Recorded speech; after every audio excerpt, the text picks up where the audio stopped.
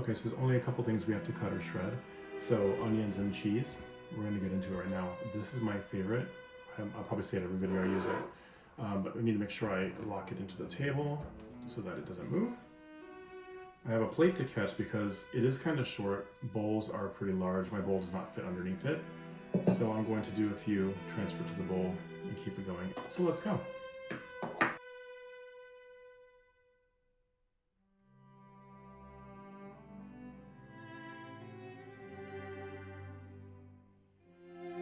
There, let's go ahead and transfer to my bowl.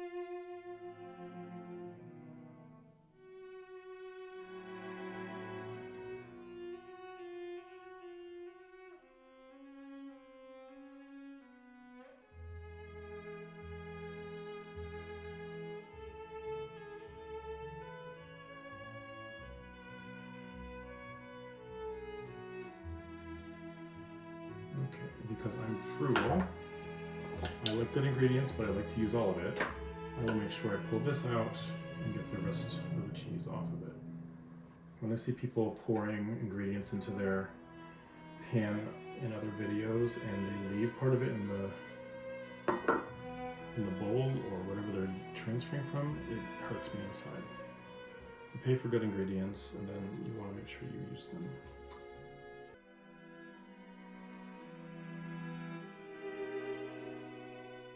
I know it looks like my fingers are ready to get chopped off, but I promise you I have high levels of keeping myself safe. There we have it. So when you do prep it, you're gonna have twice as much as this. It's 4 onions, it's a kilogram of cheese, or 2 to 2.2 pounds. And then after that, everything else just gets portioned out and you're ready to cook. Okay, so to start off, we have to actually do our onions, which takes quite a while. So make sure you set aside the time, an hour to an hour and a half or so.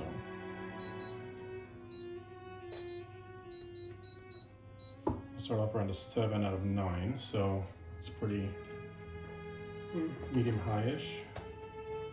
And I'm gonna pop in a little bit of oil and a little bit of butter right in the oil. I'm just gonna let that heat up and melt together. So you'll see my butter has started getting foamy in here, so now I'm going to put in my onions. I'm going to spread them around, kind of separate out what has been cut together. The wider bottom your pan can be, the better. This is kind of the widest one I can get at the moment. But the wider the bottom, the more onions you're going to have in contact with the bottom to give the caramelization an easier go. Make sure all of the onions are coated in the oil and butter. You can see them glistening, that means they're getting coated. So we're going to let this sit for a good 10 minutes or so, kind of tossing them every couple minutes. So my favorite technique for tossing a lot of stuff you'll see, especially in this recipe, is I'm left-handed, so my left is going to go over my bottom, the right-hand side, and I just kind of mix them up like that.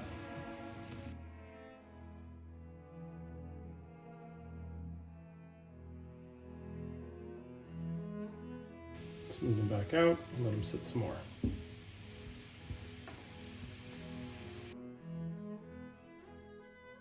I can't stress this enough. I talked about putting in oil in the beginning. Make sure that it is a high temperature oil that is not adding flavors. So olive oil's got a very distinct flavor. Same thing with sesame oil, but this is sunflower oil. Actually in Spain it's olive oil or sunflower, and that's about it. I can't find anything else. But this one is high temperature and it's no added flavor that is adding to it. So, okay, we're looking like we got some brown bits down here, so we're gonna start tossing. Perfect. As soon as it gets a little more brown, we'll turn the temp down a little bit, but for now, we're looking good. I've given it a couple more tosses since.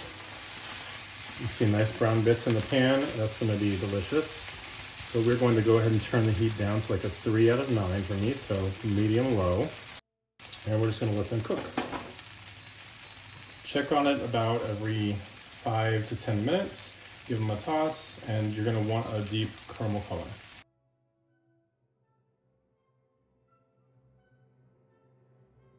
These are really looking delicious and they smell so good.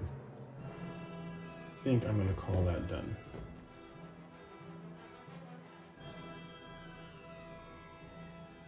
I don't want to dirty another plate, so I'm just using the plate that I had the raw onions on to begin with. So now we're gonna go ahead and make the sauce. We're gonna turn this back on and I'm gonna put in some butter.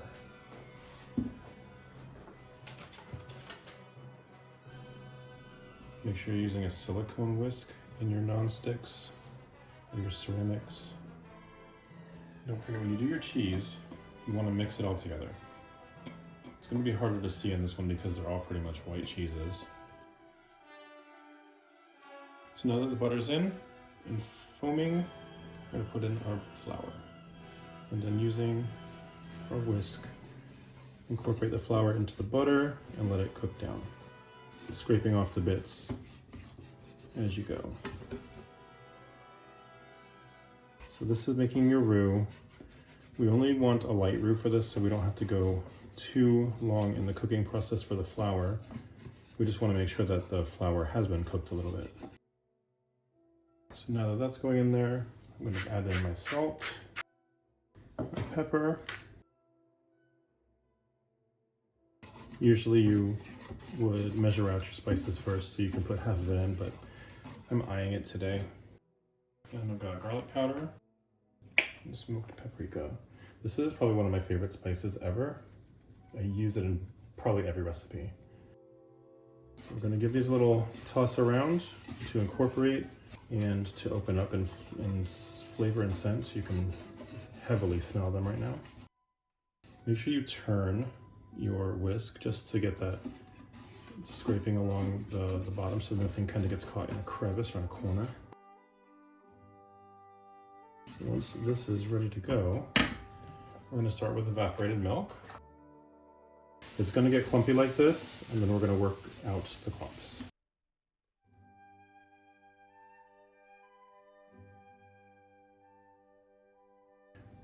The whole objective here is to make sure that you continue whisking. You don't want to stop, because when you stop, things can burn, things can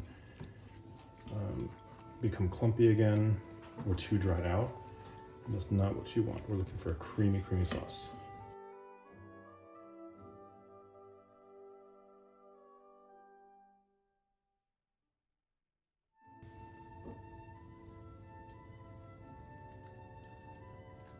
It's about a cup of heavy cream for me, 2 cups in the recipe.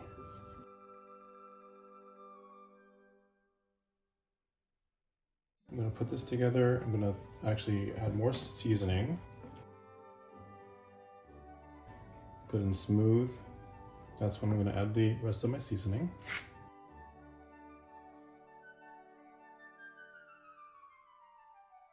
Get that all incorporated. Now, while this is thickening up a little bit, I'm actually going to put a pot of pasta water on.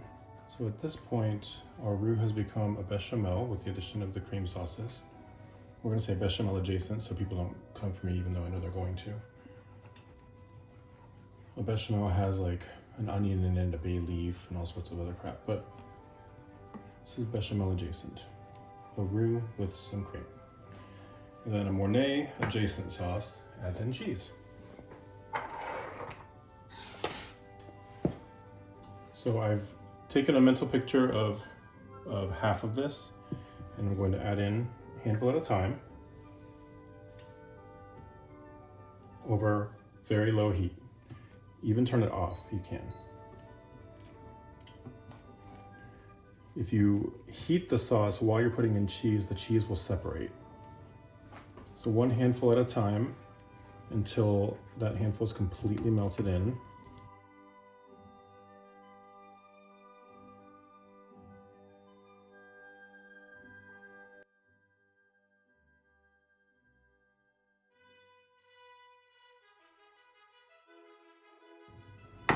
Turn on the oven.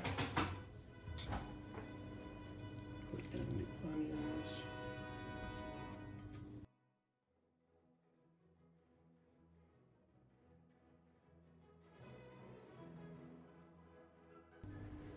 And because it wouldn't be me with about making a mistake during a video.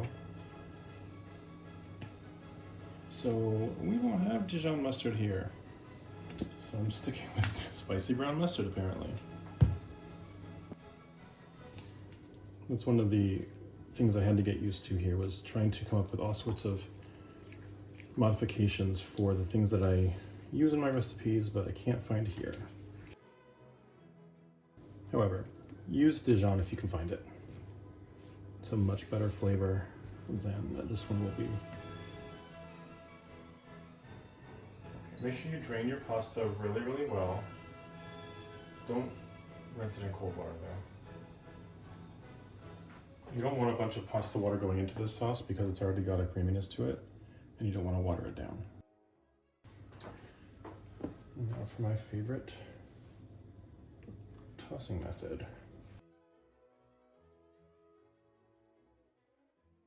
Yes, it is imperative that your kitchen becomes an entire frickin' wreck during this. Mission accomplished. Okay, now that everything is kind of amalgamated well, I'm going to pour it into my dish. Okay, so the goal here is to do half of it. Might have been only a third. We'll see. Pop on some cheese and some fried onions, and then repeat. And remember, I paid for this cheese. I am getting all of this sauce.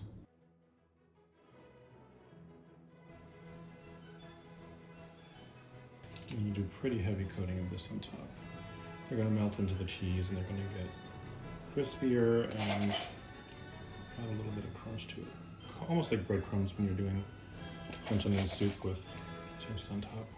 Okay, now the last thing to do is to put it in the oven for about 25 minutes or so, and then broil it for a couple minutes, and it should come out nice and bubbly and brown, and we'll see you there. Okay, so it's out now, and I'm just going to sprinkle on a little of my most favorite seasoning again.